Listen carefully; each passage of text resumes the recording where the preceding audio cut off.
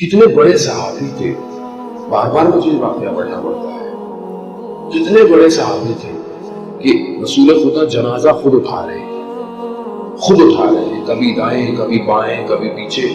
تو صحابیوں نے بولا بعد میں کہ یا رسول اللہ یہ کیا کر رہے تھے آپ؟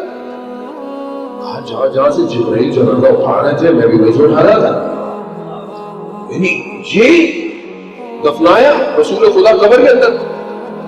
تو اس صحابی کی ماں نے کہا کیا خوش قسمتی ہے تمہاری. رسول خدا نے کہا کہ جلدی مت کریں، میں قبر میں عذاب دیکھ رہا ہوں. اللہ اکبر. کہا کیوں؟ کہا یہ شخص گھر میں بد کلام تھا. اتنا امپورٹنٹ مسئلہ ہے. آپ گھروں کو دیکھیں نا، اہل بیت کے کیسے گھر ہے، کیسے گھر ہے. ہم تو گھر کی بات ہی نہیں کرتے کہ رسول خدا گھر میں کیسے تھے، بی بی سیدہ گھر میں کیسی تھی، حضرت علی گھر میں کیسے تھے. وہ یہاں سے سیکھیں گے تو امام زمانہ تک پہنچیں گے. یہی سیکھیں گے نہیں، یہاں گھر کی بات سیکھیں گے نہیں تو امام زمانہ کا گھر تو وہی اہل بیت کا گھر ہے. وہ اول محمد، اوسط محمد، آخر محمد ہے. وہ وہاں وہی ہے.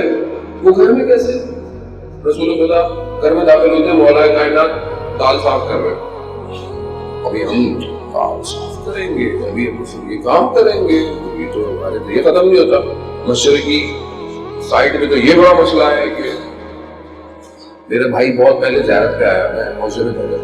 میں ابھی بھی پوری کوشش کرتا ہوں جتنا بھی ٹائم ملے میں حوضے میں رہتا ہوں. اس نے دیکھا کہ میں گھر کے کام کر رہا ہوں. اس نے مجھے کبھی کام کرتے ہوئے نہیں دیکھا. میں کبھی کام کیے نہیں میں نے زندگی میں. نوابوں کی طرح گھر والوں نے بولا مجھے کچھ نہیں پتا تھا شادی تک آلو کتنے روپے کلو ہے مجھے نہیں پتا تھا. بنایا گھر والوں نے ایسا. اس نے دیکھا یہ گھر کے کام کر رہا ہے. وہ بڑا پریشان ہوا. یہ کیا ہے؟ یہی ہے، میں کسی باہر کمال پہ پہنچنا ہے تو میرے گھر میں کمال پہ پہنچو. اب اس کا مطلب فیمنزم کی سپورٹ نہیں ہے کہ آپ دیکھیں آپ کا ٹیوی کا ساتھ کرے آپ سب کر جائیں تو چلے آج آپ کی گھر والے بولے بھائی آج آپ ہم کچھ نہیں کر رہے، آج آپ نے کام کرنا. نہیں، ہر کسی کا ایک اپنا کام ہے. جب رسول خدا نے ان دونوں کو مولا کائنات اور بیوی کو جب کام سپردا تو کیا کام تھا کہ علی آپ کا کام باہر کا ہے، بیوی آپ کا کام گھر کا ہے، لیکن کام میں ایک دوسرے کی مدد کرنی ہے. اور جب وہ صاف کر رہے تھے تو رسول خدا کی حدیث ہے، بہت دورانی حدیث ہے، کہا کہ جو شخص گھر میں اپنے گھر والوں کی مدد کرتا ہے اس کو پتہ نہیں کتنے شہیدوں کا کتنے حجوں کا ثواب ملتا ہے. تو کم از کم کوئی نہیں کچھ نہیں کر سکتے تو جو پلیٹ میں آپ خود کھاتے ہیں اس کو تو دھو لیں کم از کم جا کے. میری وائف نے یہ لائف سن لیا تھا جا کے سارے برتن دھلوائیں گے میرے سے. عزیزان محترم خوب اچھی بات ہے.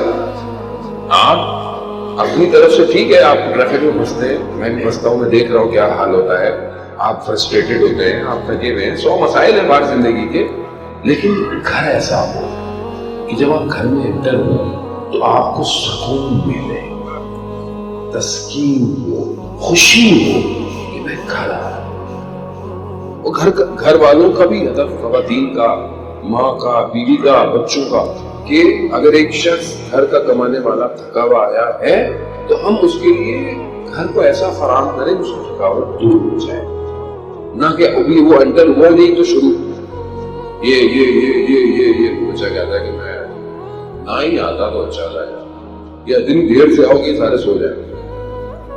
تو ایسا نہیں کرے. جانے محترم یہ پہلا اسٹیشن ہے امام زمانہ کا، یاد رکھیے یہ پہلا اسٹیشن.